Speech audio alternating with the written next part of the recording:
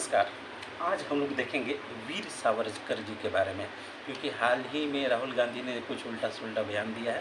तो इससे संबंधित हमें वीर सावरकर जी के बारे में कुछ चीज़ों का जानना बेहद ज़रूरी है। इनका पूरा नाम है विनायक दामोदर सावरकर, ठीक है ना?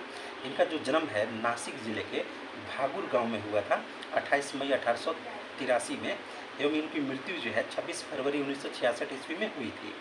भारत के महान क्रांतिकारी, स्वतंत्रता सेनानी, समाज सुधारक, इतिहासकार, राष्ट्रवादी नेता तथा विचारक हुआ करते थे विनायक दामोदर सावरकर जी।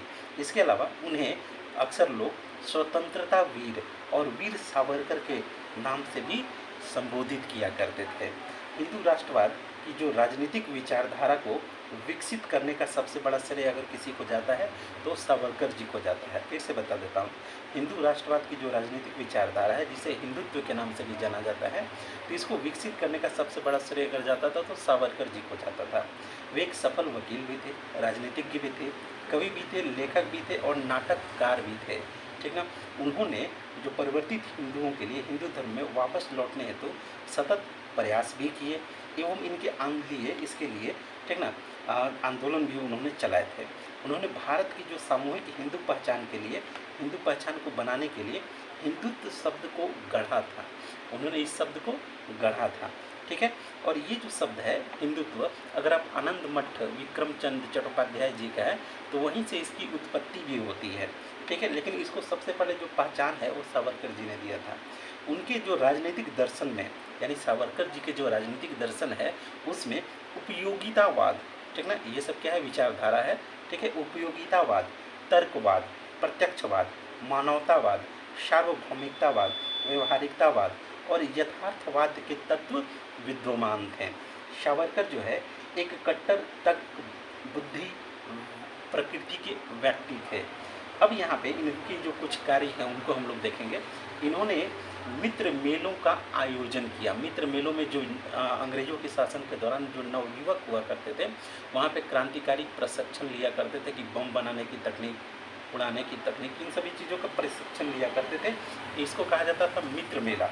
1904 में जब लंदन प्रवास पे गए थे, पढ़ने के लिए गए थे, तो उसी समय अभिनव भारत नामक एक क्रांतिकारी संगठन की भी स्थापना लंदन में की थी।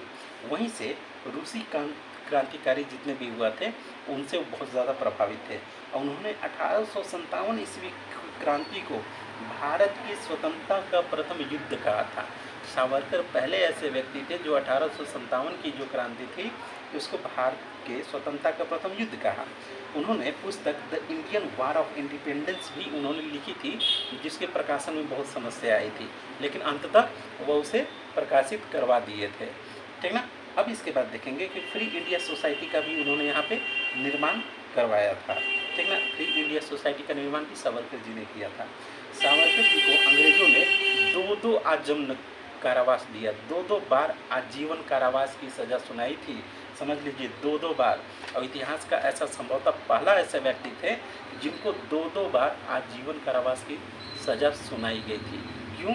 पहला केस है आर्बिट्रेशन कोर्ट केस। क्या था? Arbitration court case. ब्रिटेन में क्रांतिकारी गतिविधियों को उन्होंने बढ़ा दिया था बहुत ज़्यादा। जब लंदन प्रवास पे थे तो वहाँ के नवयुवकों को, भारतीय नवयुवकों को संगठित करके बढ़ा दिए थे।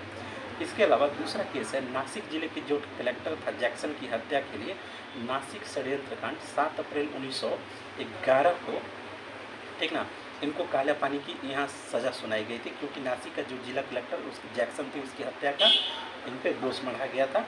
और इस षड्यंत्र कांड में 7 अप्रैल 1911 ईस्वी को काले पानी की सज़ा, काले पानी का मतलब वो होता है, पहले भारत में बहुत ज़्यादा काला पानी का खौफ हुआ करता था। काला पानी का मतलब है कि अंडमान निकोबार, तो उस समय चारों तरफ आज भी समुद्र से ही है, खारा पानी है, तो उसी को काला पानी के नाम से लोग चर्चित थे। तो उनको काला पानी की सज़ा होती है और सेल्युलर जेल भेजा जाता है। सोचिए, सेल्युलर जेल, चारों तरफ समुद्र है, बीच में अंडमान निकोबार है, वहाँ पे एक पोर्ट ब्लेयर के पास सेल्युलर जेल है, उसी में वहाँ पर उनको कठिन शारीरिक दंड दिया जाता था, बहुत ज़्यादा अमानवीय है। जैसे कोल्हू का बैल होता है, ठीक ना, कोल्हू के बैल में आदमी को ही जोत दिया जाता है और उसे कहा जाता है कि सरसों का तेल निकालो।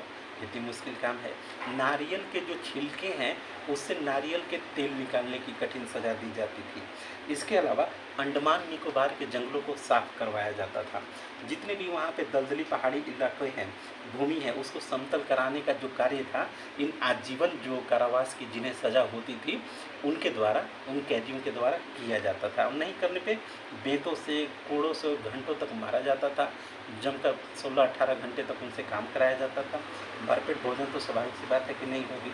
तो इस यातना को 4 जुलाई 1911 से लेकर 21 मई 1921 तक, यानी 4 जुलाई 1911 से 21 मई 1921 तक उन्होंने पोर्ट ब्लेयर की जेल में उन्होंने इस चीज़ को सहा।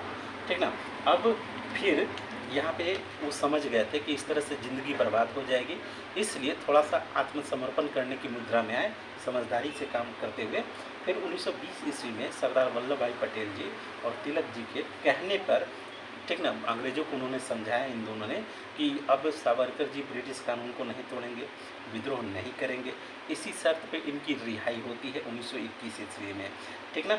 अब उन्होंने जब रिहाई हो गई तो अपने जो नासिक जिले, रत्नागिरी में इनको प्रतिबंधित स्वतंत्रता मिली है। इनके रहने, क्या करते हैं क्या नहीं करते हैं, शाम को जाके थाने में रिपोर्ट देना होता था। अब वह भूमिगत रहकर पूरी तरह से सक्रिय रहे। ठीक ना। इसके बाद उन्होंने जेल से छूटने के बाद, काले पानी की सज़ा के बाद, हिंदुत्व पे ढेर सारे उन्होंने शोध किए थे। ठीक ना। अब उसके बाद 1925 में आरएसएस के डॉक्टर हेडगेवार से भी भेंट की और विभिन्न सामाजिक कार्यों में लिप्त रहे। ठीक है। जितने भी स्वतंत्रता आंदोलन के समय जितने भी क्रांतिकारी हैं, सबका अमूल्य योगदान है। ठीक है। कोई किसी से कम नहीं है। इस देश को आज़ाद करने में सभी की बराबर भूमिका है। तो कम से कम किसी की आलोचना नहीं करनी चाहिए। उतना क्षमता ना हमारे अंदर है, ना कोई राहुल गांधी जी में या फिर कोई भी हो, नहीं है। जो हमारे देश को आज़ाद किए हैं और हमारे एक प्रकार के राजनीतिक पूर्वज हैं, सभी पूर्वजों का सम्मान होना चाहिए। Thank you. लाइक कीजिए, शेयर कीजिए, सब्सक्राइब कीजिए। Thank you.